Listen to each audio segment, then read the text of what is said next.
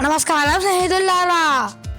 విష్ణుపూర్లోని ప్రసిద్ధ టెర్రాకోట ఆలయాల మధ్య కొంత భిన్నంగా మరియు పురాతనంగా కనిపించే అద్భుత కట్టడము కృష్ణ-బలరామ దేవుల్.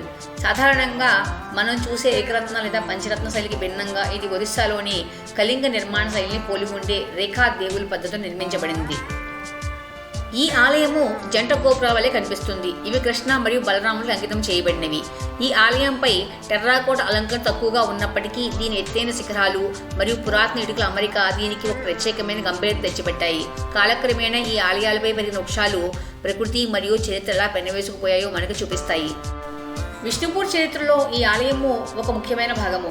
జనసంబంధానికి కొంచెం దూరంగా ప్రశాంతమైన వాతావరణంలో ఉన్న ఈ కృష్ణ బలరామ ఆలయము ప్రశాంతతను కోరుకునే వారికి ఒక గొప్ప ప్రదేశము. మీకు విష్ణుపూర్ పర్యటనలో ఈ అరుదైన ఆలయాన్ని తప్పక సందర్శించండి. మా వీడియోస్ కనుక మీకు నచ్చినట్టయితే please do like, share, subscribe to our channel trips with Tripura.